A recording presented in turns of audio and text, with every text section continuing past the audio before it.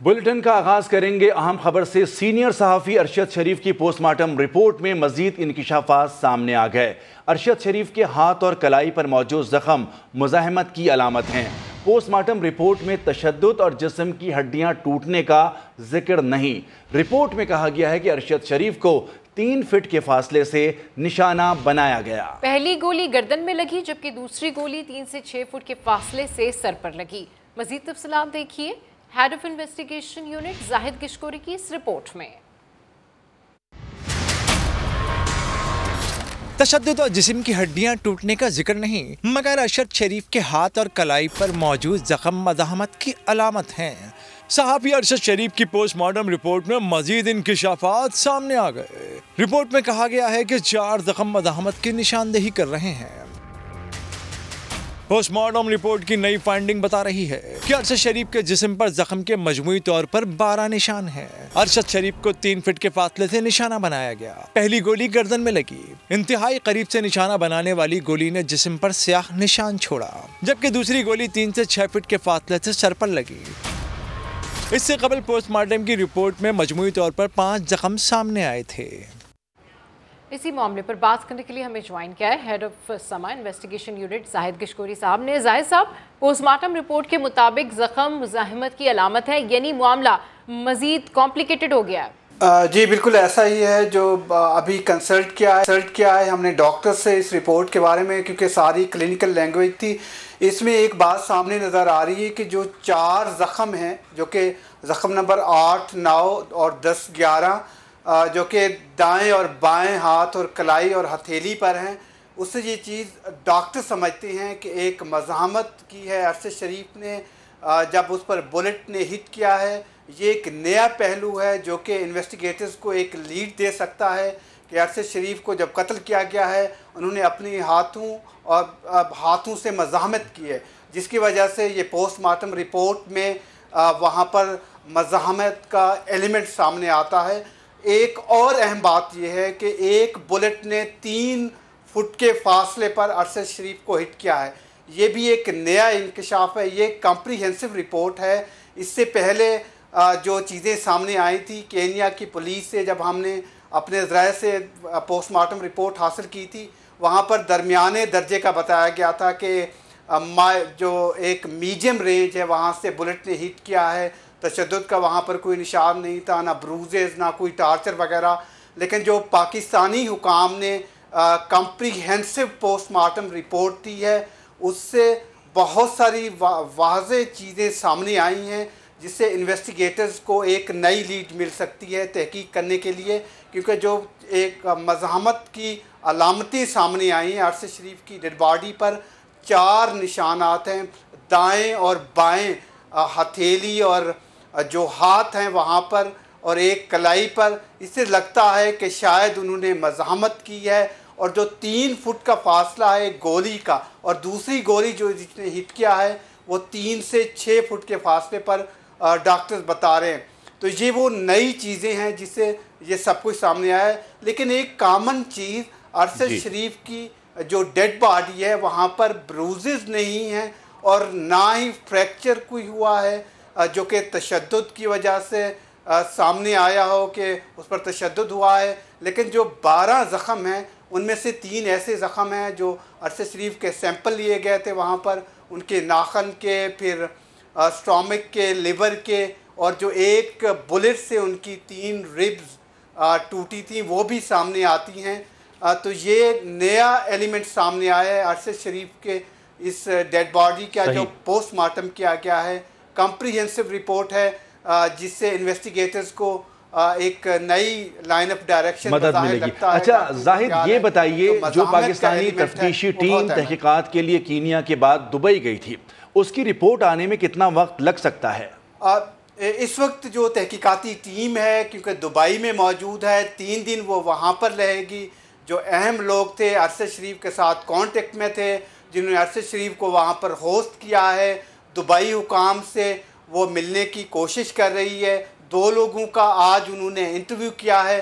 इसके अलावा जो टीम है इन्वेस्टिगेशन टीम, यहाँ पर भी एक टीम पाकिस्तानी जो हुकाम हैं या अरशद शरीफ से जो राब्ते में रहे हैं। अभी थोड़ी देर पहले ही दो ऐसे सियासतदान जो कि अरशद शरीफ के बारे में मुख्तलिफ क्लेम्स कर रहे थे कि वो राब्ते में रहे हैं, उनको बुलाया गया है कि वो इस टीम के सामने पेश हों, अपनी तमाम तर इंफॉर्मेशन इनके साथ शेयर करें। इसके अलावा जो इन्वेस्टिगेशन टीम केनिया में भी, जो केनिया की इन्वेस्टिगेशन टीम है, उनके साथ भी राब्ते में है, तो वो शवाहिद इकट्ठे कर रही है।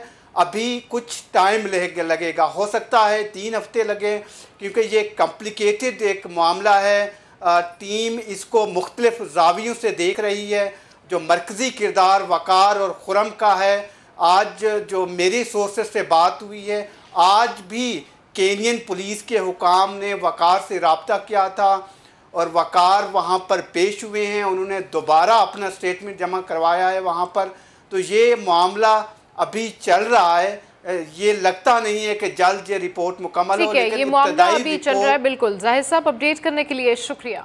अरशद शरीफ अपनी फैमिली को नैरोबी में शिफ्ट करना चाहते थे, कीनिया में कारोबार करने का सोच रहे थे। इसी सिलसिले में कीनिया के शरिया हाउस से मतलूबा इजाज़तनामा और पिन कोड हासिल करने की कोशिश में थे। कौसर काज़मी से मज़ीद जानते हैं, जो इस वक्त कीनिया में मौजूद हैं। कौसर काज़मी, जो अब इत्तलात आ रही हैं उसमें बहुत सारी चीज़ें वाज़ेह होते चली जा रही हैं। इस सिलसिले में आपके पास क्या खबरें हैं कि वो कीनिया से बाहर जाना चाह रहे थे? जी बिल्कुल, अरशद शरीफ मरहूम के हवाले से केनिया से बड़ी खबर है। जो ज़राए जिनसे उनका मिलना जुलना हुआ नैरोबी में 2 माह में क़याम के दौरान, उन लोगों से समा ने रब्ता किया तो बड़े इंकशाफात सामने आए। अरशद शरीफ अपने ख़ानदान को यहाँ नैरोबी में शिफ्ट करना चाहते थे। इस हवाले से वो यहाँ पर कारोबार करने के भी ख्वाह थे और यहाँ पर जो शरिया हाउस है, जिसके अंदर मुख्तलिफ गवर्नमेंट ऑफिस हैं, कंपनी रजिस्ट्री ऑफिस भी वहाँ पर है, वहाँ पर उन्होंने बारहा चक्कर लगाए। वहाँ पर जो हमने मालूमात ली उसके मुताबिक कोई इतनी ज़्यादा आपको कोशिश नहीं करनी पड़ती या तगोदाव नहीं करनी पड़ती। 12 मिलियन केनियन मनी आपके पास होना ज़रूरी है। नैरोबी के अंदर, केनिया के अंदर आपका एड्रेस और साथ ही बैंक अकाउंट जो है वो उसकी शराइत हैं। इन शराइत को वो पूरा कर रहे थे, ऐसा कहना है ज़राए का। और साथ ही ये भी बताया गया उन ज़राए से कि जो खुरम है वक़ार अहमद के छोटे भाई, उनकी बड़ी साख है कंस्ट्रक्शन के बिज़नेस में, और जो अरशद शरीफ मरहूम है वो कंस्ट्रक्शन के बिज़नेस में यहाँ पे इन्वेस्ट करना चाहते थे। इस हवाले से बहुत से इंकशाफात सामने आए, क्योंकि बारहा यहाँ पे जो लोकल पाकिस्तानी हैं जिनकी तादाद तकरीबन 5000 है, वो एक दूसरे को नैरोबी में बड़े अच्छे तरीके से जानते हैं। जब हमने उनसे रब्ता किया तो उनमें से कई शख्सियात ऐसी थी जो अरशद शरीफ से मिल चुकी थी और बिजनेस के हवाले से और अपने ख़ानदान को यहाँ शिफ्ट करने के हवाले से अरशद शरीफ उनसे गाए बगाए बात करते रहे।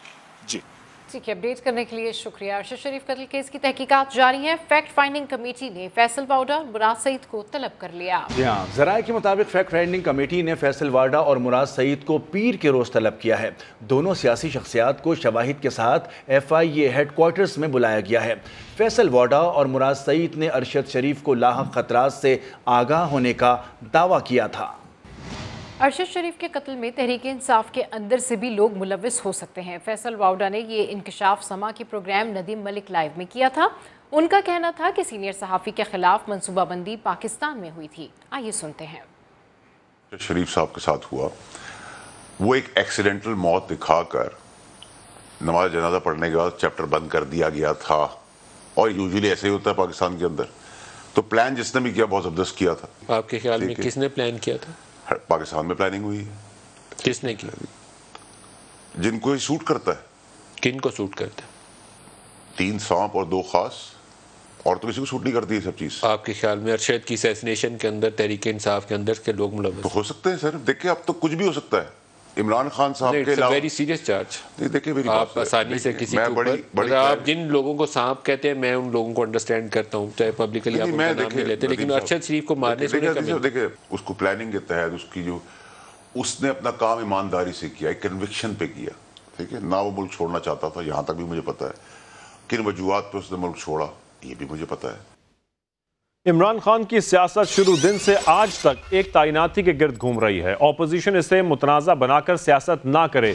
आर्मी चीफ की तैनाती का अमल आइन और कानून के तहत मुकम्मल होना चाहिए। वज़ीर ख़ारजा बिलावल भुट्टो का डाउ यूनिवर्सिटी कराची में तकरीब से खिताब, कहा हमें कौमी मफाद को फोकस करना होगा। आइन और कानून के तहत काम करना होगा।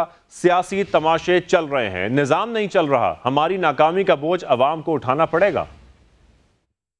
खान साहब की सियासत शुरू दिन से लेके आज तक इसी एक तैनाती पर इर्द गिर्द घूमता है। और अफसोस के साथ कहना पड़ रहा है कि काफ़ी अरसा से इस पे गैर ज़रूरी सियासत किया जा रहा है। आइन और कानून के तहत इस प्रोसेस को मुकम्मल होना चाहिए। ना हमें या हमारे इत्तेहादियों में से किसी को जलसा में खड़ा होकर इन किस्म के मुतालबात नहीं करने चाहिए और ना ही हमारा अपोजिशन में से किसी को इस इशू को मुतनाज़ा बना के सियासत करना चाहिए। आजकल आप टीवी खोलते हैं तो बुरी खबरें मिलते हैं। हम जो सियासी तमाशे सड़कों पे चल रहे हैं उनको देखने पे और उनके जवाब देने पर मजबूर हो जाते हैं। इस वक्त हमारा निज़ाम नहीं चल रहा है और जब तक हमारे इदारे अहमियत नहीं दिया जाएगा, जब तक हम इसी नीयत के साथ अपने काम नहीं करेंगे तो अवाम मुश्किल में होंगे। अवाम को हमारा नाकामी का बोझ उठाना पड़ेगा। आगे बढ़ेंगे, आपको बताएं हुकूमत ने इमरान खान के खिलाफ कानूनी कार्रवाई का इंदिया दे दिया। वज़ीर दिफा ख्वाजा आसिफ कहते हैं कि ज़ाती मफाद के लिए मुल्क का वक़ार दाव पर लगाना रियासत के खिलाफ जुर्म है। वज़ीर दिफा ख्वाजा आसिफ ने वाज़ेह किया है कि आर्मी चीफ की तैनाती के हवाले से कार्रवाई अभी शुरू नहीं हुई। नून लीग में इस हवाले से कोई नाम फेवरेट नहीं है। समा से खुसूसी गुफ्तगू में उन्होंने मज़ीद क्या कहा, आइए आपको दिखाते हैं। इमरान खान ने बगैर सबूत इल्जामात का जो सिलसिला चलाया, उनके खिलाफ कानूनी कार्रवाई का सोच रहे हैं। मुल्की वक़ार से खेलना रियासत के खिलाफ जुर्म है। वज़ीर दिफा ख्वाजा आसिफ की समा से खुसूसी गुफ्तगू। सोच रहे हैं कि उनके खिलाफ कानूनी कार्रवाई की जाए कि मुल्क की सालमियत से, मुल्क के यकजहती की, मुल्क की यकजहती से, मुल्क की प्रेस्टीज जो है उससे इस तरह खेलना और इंटरनेशनल जो उसके हैं हमारे रिलेशनशिप जो है वो जैसे भी हैं उनको ख़राब करना, प्रेस्टीज जो है हमारी इंटरनेशनल कम्युनिटी में ख़राब करना जो है। एक सवाल पर ख्वाजा आसिफ ने वादे किया कि नून लीग में नए आर्मी चीफ के लिए कोई नाम फेवरेट नहीं है। ऐसा कोई प्रोसेस नहीं चल रहा। इस मामले में इख्तिलाफ का कोई सवाल ही नहीं। और जो पे भेजेगी उसमें कोई फेवरेट अभी तक कोई नाम भेजा उन्होंने? सर कोई नाम नहीं, मैंने आपको पहले भी कहा है कोई नाम नहीं। अभी ये प्रोसेस स्टार्ट ही नहीं। ख्वाजा आसिफ ने बताया कि नए आर्मी चीफ के नाम पर 18-19 के बाद ही कोई बात होगी। तो इमरान खान के खिलाफ हुकूमत क्या कार्रवाई कर सकती है, इस हवाले से बात करने के लिए हमारे साथ मौजूद हैं माहिर कानून शोएब शाहीन और अहमद मंसूटा साहब। तो सबसे पहले शोएब शाहीन साहब से मैं बात करना चाहूँगी। सर ये बताइएगा कि हुकूमत किन ग्राउंड्स पर कार्रवाई कर सकती है? कोई चीज़ नहीं है जिसको बुनियाद बनाकर जो पीडीएम की हुकूमत है कि इमरान खान के खिलाफ तो प्रोसीडिंग कर सके, क्योंकि कोई लीगल ग्राउंड्स नहीं है। तो क्या इमरान खान के खिलाफ कार्रवाई कर सकते हैं? मेरा नहीं ख्याल, क्योंकि कानूनी और आईनी तौर पर तो उनके पास, पीडीएम की हुकूमत के पास या लॉ एनफोर्समेंट एजेंसीज के पास कोई ऐसी वजह नहीं है कि जो ये कहें कि हम इनके खिलाफ प्रोसीड कर सकें। एक्शन तो उनके खिलाफ होना चाहिए ना कि जिन्होंने उस रजीम चेंज का अगर हिस्सा बने हैं, और क्या उसमें साजिश में शरीके कार थे नहीं थे ये तो ज़ाहिर तहकीकात के बाद पता चलेगा। लेकिन मेरा नहीं ख्याल कि इमरान खान साहब के खिलाफ ऐसी कोई बात है। ये सिर्फ और सिर्फ ये एक धमकाने और ये एक अपनी फेस सेविंग के लिए कहने। अच्छा अहमद मंसूटा साहब, आप बताइएगा कि कौन से कवानीन की खिलाफ वर्जी को हुकूमत जवाज बना सकती है? मेरा ख्याल जो मुझे लगता है कि जिस पर गवर्नमेंट जाएगी तो एट दिस स्टेज तो भी हिडन है, लेकिन वो ऑफिशियल सीक्रेट एक्ट वायलेशन में जाएंगे या प्राइम मिनिस्टर की ओथ की वायलेशन में जाएंगे और एक ऐसा डॉक्यूमेंट जो कि ऐसे प्रिविलेज डॉक्यूमेंट है उससे बाहर निकालने की कार्रवाई वो करेंगे। अब यहाँ पर जो इम्पोर्टेंट चीज़ है वो ये भी देखना चाहता है कि इमरान खान साहब के डिफेंसेस क्या होंगे। उनका जो पॉसिबल डिफेंस है वो यही होगा कि डिक्लासिफाई किया था उसने फॉर द कैबिनेट और डिक्लासिफाई करके उन्होंने बाकी लोगों को भी भेजा, जिसमें speaker national assembly chief justice Pakistan को भी भिजवाया गया। प्रोसीड करते हैं तो ऑफकोर्स क्रिमिनल कार्रवाई हो सकती है। उस पर देखा ये जाएगा कि क्या वो डिक्लासिफिकेशन ठीक थी या गलत थी, और अगर वो गलत थी तो ऑफकोर्स वो प्रोसीड करेंगे अंडर द ऑफेंसिव प्रोफेशन, वरना उसके खिलाफ कार्रवाई हो सकती है। इस पर जुडिशल कमीशन बना। बहुत शुक्रिया। अहमद पेंसोटा साहब शाहीन हमसे बात कर रहे थे। पीटीआई मार्च के बायस चिन्योट में तालीमी इदारे बंद कर दिए गए। झेलम में मार्च की आमद से कबल तहसील म्यूनसिपल एडमिनिस्ट्रेशन के मुलाजमीन तशहीरी पैना फ्लैक्सेस और झंडे लगाते रहे। नोट लो जलसे में आओ का फार्मूला भी इख्तियार किया गया।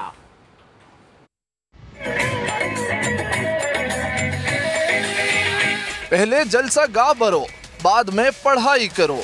तब्दीली के दावेदारों ने मुस्तकबिल के मेमारों की तरजीहात ही तब्दील करा दी। चिन्योट में तहरीक इंसाफ ने जलसागाह भरने के लिए दरसगाह खाली करा दी। तलबा को छुट्टी देकर पार्टी परचम पकड़ा दिए गए।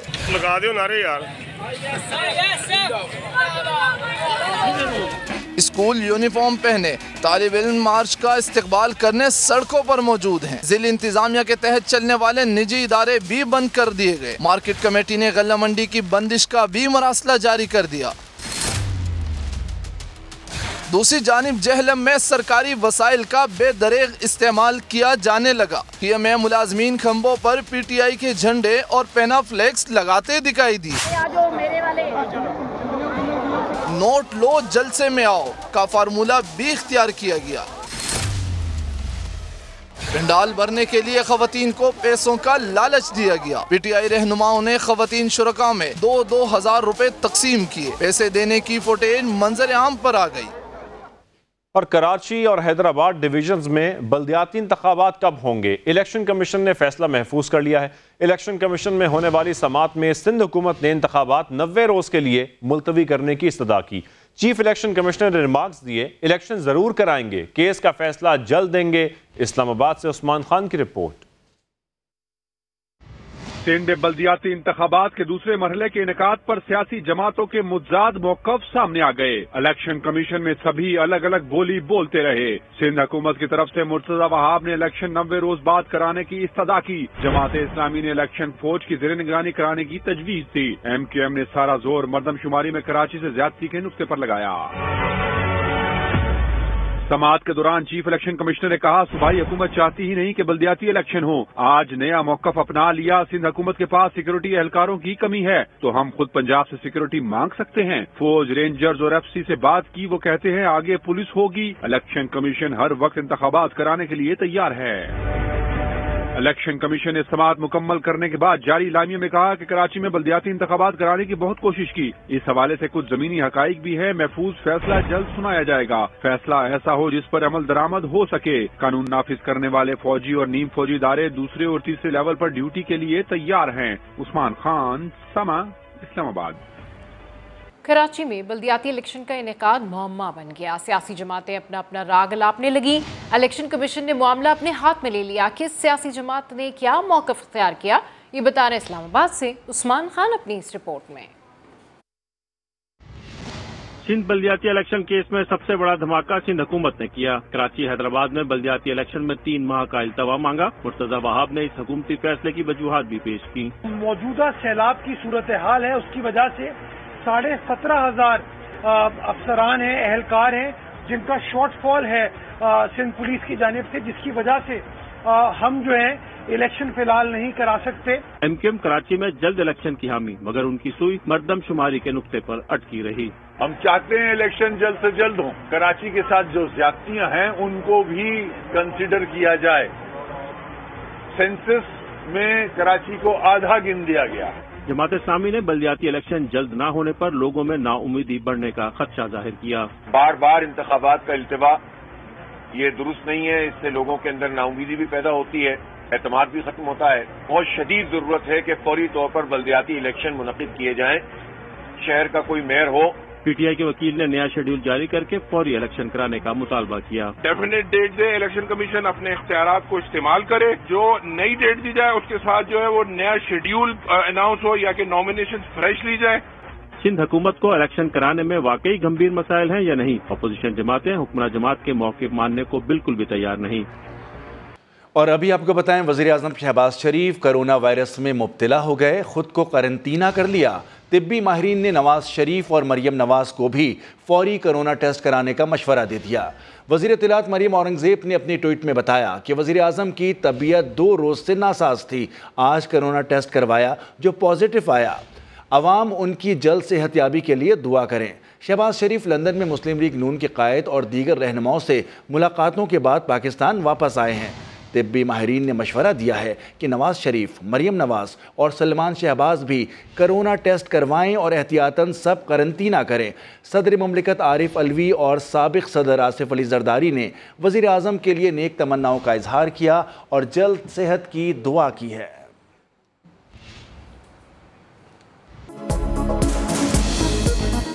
CTD की रावलपिंडी में कार्रवाई। साबिक वजीर दाखिला पंजाब शुजा खानजादा पर हमले का सहूलतकार अब्दुल्ला खान गिरफ्तार।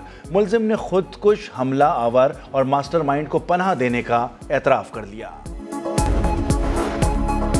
और पंजाब का महकमा प्राइमरी हेल्थ बदतरीन माली बुहरान का शिकार। अदविया साज कंपनीज को 2 अरब रुपए के बकायाजात अदा ना किए जा सके। कंपनीज का मजीद दमाई देने से इनकार।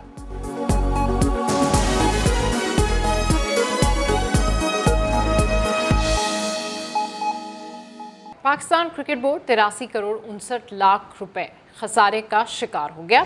ऑडिटर जनरल पाकिस्तान अजमल गोंदल ने PTI दौर के 3 साल का स्पेशल ऑडिट का हुक्म दे दिया। रिकॉर्ड भी तलब कर लिया है। मजीद जानते हैं एग्जीक्यूटिव प्रोड्यूसर जुल्फिकार अली महतो से। जी जुल्फिकार अली, क्या तफसीलात हैं? जी, पाकिस्तान क्रिकेट बोर्ड के जो फाइनेंशियल मामलात हैं उसकी हमने स्टोरी डिग की है। उसमें ये पता चला है कि क्रिकेट बोर्ड जो 2020 में 3 अरब 80 करोड़ रुपए के मुनाफे में था, उसके 1 साल बाद ही 83 करोड़ 59 लाख रुपए के खसारे में है। और खसारे की जो वजूहात हैं वो ये हैं कि इनके जो मुलाजमीन हैं, जो उनके एडमिनिस्ट्रेटिव कॉस्ट है, जो इंतज़ामी खर्चात हैं, उनका हजम बढ़ के 1 अरब 17 करोड़ रुपए हो गया। और बड़े 18 अफसरों की जो तनख्वाह है वो तकरीबन 1 करोड़ 59 लाख रुपए महीना है। इनमें बड़े जो तनख्वाहें हैं, फिजियोथेरापिस्ट वीकली डायरेक्टर हैं, उनकी तनख्वाह माहाना 21 लाख 16 हज़ार रुपये है। डायरेक्टर मीडिया समी बर्नी की तनख्वाह 13 लाख 60 हज़ार रुपये है। जबकि चीफ एग्जीक्यूटिव ऑफिसर नसीर की तनख्वाह 12 लाख 45 हज़ार रुपये है।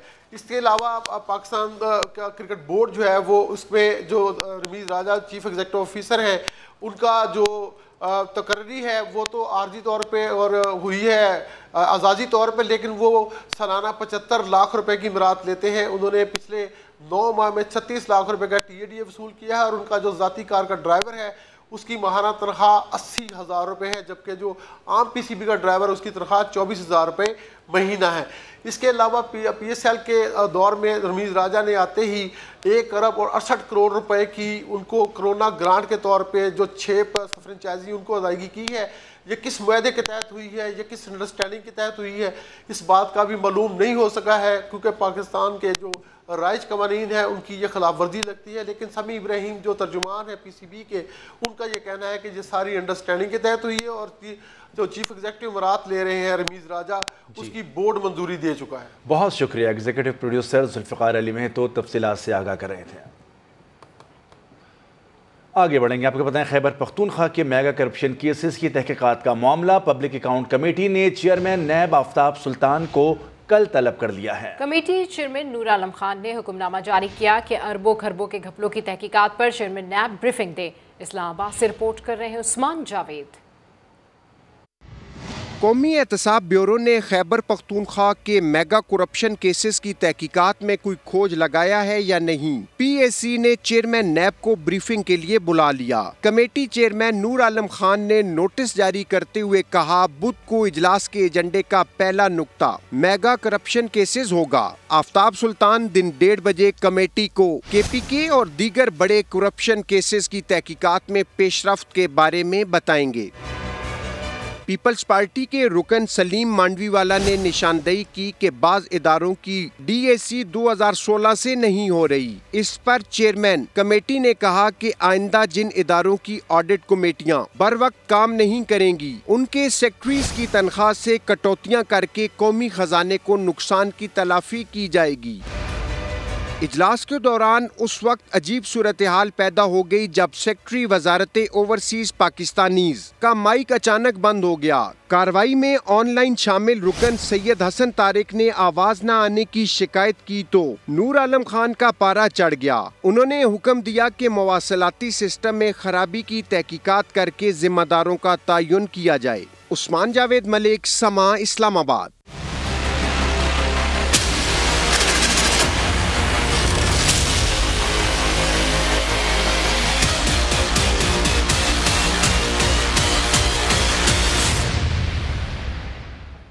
आलमी दिफाई नुमाइश आइडियाज़ 2022 का कराची एक्सपो सेंटर में आगाज़ हो गया। इफ्तिताही तकरीब में वज़ीर ख़ारजा, वज़ीर आला सिंध समेत दीगर सिविल और फौजी हुक्काम भी शरीक हुए।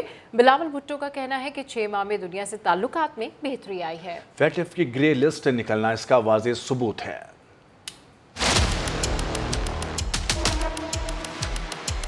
Ladies and gentlemen, Ideas 2022 is now formally open. The International Defence Exhibition and Seminar 2022 ideas 2022 Karachi expo centre में आलमी दिफाई नुमाइश का शायान शान आगाज। और इस मौके पर वज़ीर आज़म शहबाज शरीफ का पैगाम। कहते हैं साल हर साल से दिफाई नुमाइश आइडियाज़ का प्लेटफॉर्म आलमी दिफाई मंडी पर गहरे असरात मुरतब करता रहा है। अमन के लिए हथियार आइडियाज़ 2022 की थीम है, जो अमन और इस्तेहकाम के लिए पाकिस्तान की ख्वाहिश की अक्कासी करती है। ये देखकर खुशी हो रही है कि हमारा दिफाई सेक्टर टेक्नोलॉजी दौर के तकाज़े निभा रहा है। इफ्तिताही तकरीब में वज़ीर ख़ारजा बिलावल भुट्टो मेहमान खुसूसी थे। वज़ीर आला मुराद अली शाह और फौजी और सिविल हुक्काम की भरपूर शिरकत थी।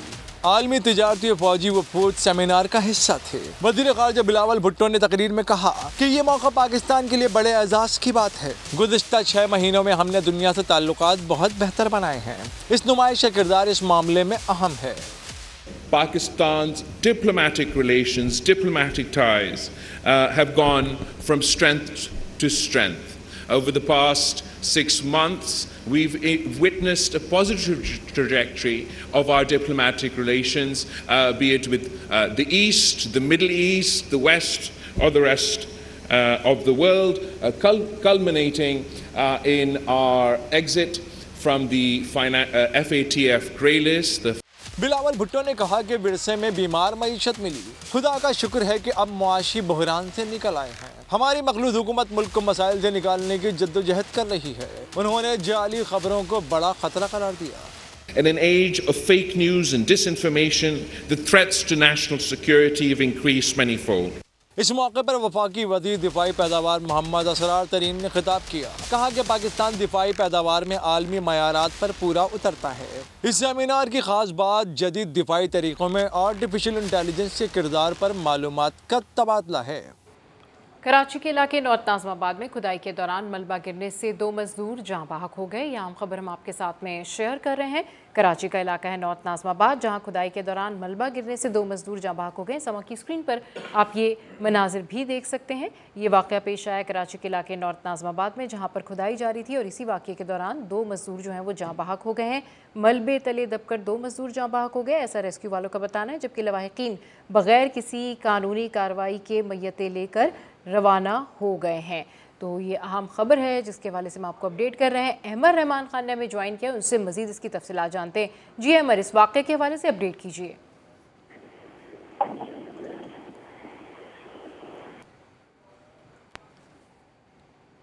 नाज़ाबाद ब्लॉक एच का इलाका है, जहां पर एक लाइन की खुदाई का काम जो है वो जारी था कि इसी दौरान जो मलबा है वो दोनों मजदूरों पर आके गिरा है।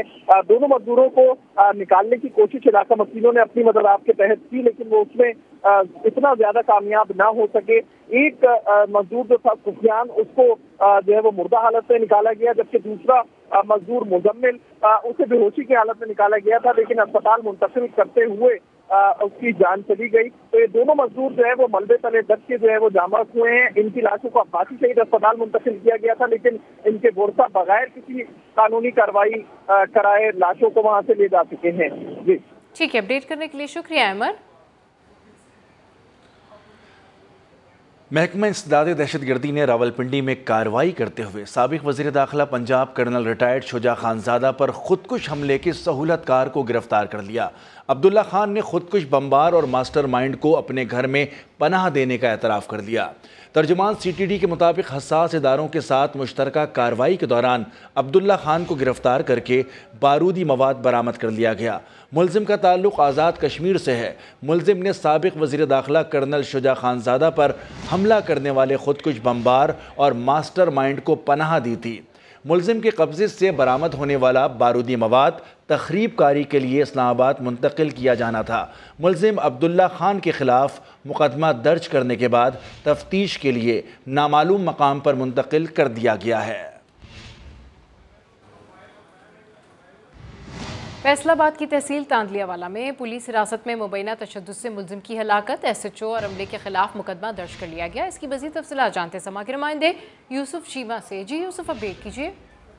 देखिए, बिल्कुल तांदलियावाला में एक सोचनाक वाक़या सामने आया जहाँ पे एक इरफान नामी शख्स जो कि मंशियात के इल्जाम में पुलिस ने उसको हिरासत में लिया था और उसकी रात के जो है मौत वाक़या हो गई, जिसके बाद पुलिस सिटी पुलिस अफसर ने एक्शन लेते हुए जो है इलाके के जो वहाँ मौजूदा इंस्पेक्टर थे मजरुल हक और उनके साथ साथ थाने के मुहर्रर और दीगर अमले के खिलाफ मुकदमा दर्ज करके SHO को जो है वो बंदे सलासल कर दिया, उसको वो बाकायदा सलाखों के पीछे बंद भी कर दिया। इसके साथ यही कहा जा रहा है कि हम लोग इसके ऊपर महज के साथ तफ्तीश भी करेंगे। ठीक है, अपडेट करने के लिए शुक्रिया यूसुफ। तो आपको इस खबर से हम अपडेट कर रहे हैं। इस हवाले से हम आपको बता रहे हैं कि फैसलाबाद की तहसील तांदलियावाला में पुलिस हिरासत में मुबैना तशद्दुद से मुलजिम की हलाकत, SHO और अमले के खिलाफ मुकदमा दर्ज कर लिया गया। कभी आपको बताएं, दिल का रोग पाकिस्तानी अवाम के लिए जान का रोग बन गया। हर साल हजारों अफराद दिल की बीमारियों के बायस मौत के मुंह में जा रहे हैं। बुखार, फालिज, शुगर, कैंसर और सांस की बीमारियां भी अमवात की बड़ी वजूहात हैं। इन बीमारियों ने लोगों की औसत उम्र भी 4 माह कम कर दी है। इस्लामाबाद से रिपोर्ट कर रहे हैं शकील अहमद। वफाकी इदारे शुमारियात ने पाकिस्तान आबादियाती सर्वे 2020 के नताइज जारी कर दिए। शहरियों की औसत उम्र 4 माह कम हो गई। औसत उम्र 65.4 साल से कम होकर 65 साल पर आ गई। खवातीन की औसत उम्र 66 साल 5 माह से कम होकर 65 साल 5 माह पर आ गई। मर्दों की औसत उम्र 64 साल 3 माह से बढ़कर 64 साल 5 माह हो गई। सर्वे रिपोर्ट के मुताबिक पाकिस्तान में नौज़ायदा बच्चों की शरह अमवात में कमी रिकॉर्ड की गई। 2020 में बच्चों की शरह अमवात फी 1000 में से 56 रिकॉर्ड की गई। रिपोर्ट के मुताबिक पाकिस्तान में आबादी में सालाना 2% इजाफा हो रहा है। फी 1000 अफराद पैदाइश की शरह 27%, जबकि अमवात की सालाना शरह 6.7% है। सर्वे के मुताबिक पाकिस्तान में हर साल 14.7% अमवात दिल की बीमारियों की वजह से होती हैं। 9.28% अफराद बुखार, 6.45% फौलज की वजह से जहां बग होते हैं। शुगर की वजह से 5.63%, कैंसर 5.50%, दमा 3.85% और सांस की दीगर बीमारियों के बायस 3.64% अफराद की मौत होती है। पाकिस्तान में हेपेटाइटिस की बीमारी भी अमवात की बड़ी वजूहात में शामिल है। अक़वाम मुत्तहिदा की रिपोर्ट के मुताबिक दुनिया की मजमूई आबादी 8 अरब हो गई। सबसे ज़्यादा आबादी चीन और भारत की है। रिपोर्ट के मुताबिक 2030 तक दुनिया की आबादी 8.5 अरब हो जाएगी। मनीला फिलिपाइन के एक खानदान में रहमत का नुज़ूल, बेटी की पैदाइश हुई और उसके साथ ही दुनिया की आबादी 8 अरब हो गई। अक़वाम मुत्तहिदा की रिपोर्ट में तस्दीक हो गई। ये कहती है दुनिया की आबादी 2030 में 8.5 अरब हो जाएगी, 2050 में 9.7 अरब और 2100 में 10.4 अरब तक पहुँच जाएगी। रिपोर्ट ये भी बताती है कि 1950 के बाद आबादी बढ़ने की रफ्तार सुस्त रही है और अब 9 अरब तक पहुंचने में 15 साल तो लगेंगे। उसके साथ साथ गुर्बत कायम रहेगी। रिपोर्ट के मुताबिक दुनिया में सबसे ज्यादा चीन और हिंदुस्तान की आबादी 1.4 अरब से ज्यादा है और तो और भारत आबादी में चीन को पीछे छोड़ देगा। रिपोर्ट के मुताबिक 2050 तक बढ़ने वाली आबादी का निस्फ इजाफा सिर्फ 8 मुल्कों से होगा, जिनमें पाकिस्तान भी शामिल है। पब्लिसिटी स्टंट या सच में लड़ाई हुई थी? तलाक की अफवाहों से सालगिरह की मुबारकबाद तक शोएब मलिक और सानिया मिर्जा के फैंस अंदाजे लगाते रह गए। शोएब मलिक की सानिया को बातें विश ने सब साफ कर दिया। तलाक की अफवाहों से हैप्पी बर्थडे टू यू तक पाक भारत स्टार जोड़ी शोएब मलिक और सानिया मिर्जा ने सोशल मीडिया पे तहलका मचा रखा है। दोनों में तलाक हुई या नहीं, अब तक किसी ने तस्दीक की न ही तरदीद। लेकिन सोशल मीडिया सार्फिन ससुराली बने कयास सराइयां कर रहे हैं। एक हफ्ते से तलाक की अफवाहें फैला रहे हैं। इसी दौरान उर्दू फ्लेक्स ने दी मिर्जा मलिक शो के जल्द ऑन एयर होने का ऐलान किया तो लोगों ने तलाक को पब्लिसिटी स्टंट कहा और अब शोएब मलिक ने सानिया मिर्जा को सालगिरह पर मुबारकबाद दे दी। बाहों में बाहें डाले तस्वीर भी शेयर कर दी। पोस्ट में सानिया के लिए सेहतमंद और खुशगवार जिंदगी गुजारने की दुआ भी दी। कुछ सार्फिन का कहना है कि ब्रेकअप के बाद पैचअप हो गया है। सानिया मिर्जा ने अपनी 36वीं सालगिरह करीबी दोस्तों के साथ मनाई और मियां जी ने सोशल मीडिया पे मामला कुछ भी हो, कौमी भाभी और भारतीय टेनिस स्टार सानिया मिर्जा को हैप्पी बर्थडे। ब्रेकअप या पैचअप, शुएब मलिक और सानिया मिर्जा की तरह जन्नत मिर्जा के ब्रेकअप की खबरें भी सोशल मीडिया पर हॉट केक बन गईं। टिकटॉक स्टार जन्नत मिर्जा ने पहले कहा ब्रेकअप हो गया, फिर कहती हैं मैंने तो लोगों से मजाक किया था, ऐसी कोई बात नहीं है। टिकटॉक शहजादी जन्नत मिर्जा और इनके शहजादे उमर भट्ट का ब्रेकअप हो गया। जन्नत मिर्जा ने सोशल मीडिया पर बताया कि अब वो किसी रिश्ते में नहीं, क्यों ये ना पूछा जाए। अगस्त में बात पक्की हुई और 4 माह में खत्म, मद्दाह परेशान हो गए। किसी ने इसे शुएब सानिया की तरह पब्लिसिटी स्टंट कहा तो किसी ने कहा कि खूबसूरत जोड़े को नजर लग गई। पाकिस्तान में सबसे ज्यादा फॉलोअर्स रखने वाली मॉडल एंड स्टार जन्नत मिर्जा ने वजाहत दी कि ऐसा कुछ नहीं, उन्होंने सिर्फ मजाक किया है। नहीं, ऐसी कोई बात नहीं है। मैंने एक ह्यूमरस वे में मजाक में लिखा था, क्योंकि जो मेरे फियांसे उन्होंने क्लीन शेव करवाई थी बगैर पूछे बताए। पाक भारत स्टार जोड़ी शुएब सानिया की तरह जन्नत मिर्जा के ब्रेकअप की खबरें भी सोशल मीडिया पे हॉट केक बन गई हैं। क्रिकेट का आलमी कप खत्म, फुटबॉल वर्ल्ड कप का है इंतजार। कराची में फुटबॉल के दीवाने सिद्दीक गोड के रिहायशियों ने इलाके को फुटबॉल विलेज में तब्दील कर दिया। खजर आजम की रिपोर्ट। क्रिकेट वर्ल्ड कप इख्तिताम पजीर हो गया और फुटबॉल वर्ल्ड कप शुरू होने वाला है। 2002 में हमारे बड़ों ने स्टार्ट किया है, उन्हीं को देख के ये जज्बा हमारे दिल पे आया है, उन्हीं से सीख के हम ये 2006 से कंटिन्यू लगातार करते हुए आ रहे हैं। ये हमारे यहाँ वर्ल्ड कप के मैचेस की ट्रेनिंग होती है, बाहर से लोग आते हैं मैचेस देखने। ये वर्ल्ड कप है, इंशाल्लाह ब्राजील लेके जाएगा और जिए ब्राजील, ब्राजील जिंदाबाद। जैसे ब्राजील के हैं या इटली के हैं, जर्मनी के हैं, पुर्तगाल के हैं, तो जब तक वर्ल्ड कप चलता रहेगा तो ये टसल चलती रहेगी। कोई कहता है ब्राजील जीतेगा, कोई बोल रहा है कि इटली जीतेगा, कोई बोल रहा है कि जर्मनी जीतेगा। मलिर सिद्दीक गोड के रिहायशियों का कहना है कि फुटबॉल के इस जुनून को पाकिस्तान फुटबॉल टीम तक भी कन्वर्ट किया जा सकता है, जिसके लिए सोचने की जरूरत है। कैमरामैन ज़ीशान अली के साथ खजर आजम, समा, कराची। बुलेटिन से फिलहाल इतना ही। एक ब्रेक के बाद हाजिर होंगे हेडलाइंस के साथ। देखते रहिए समा।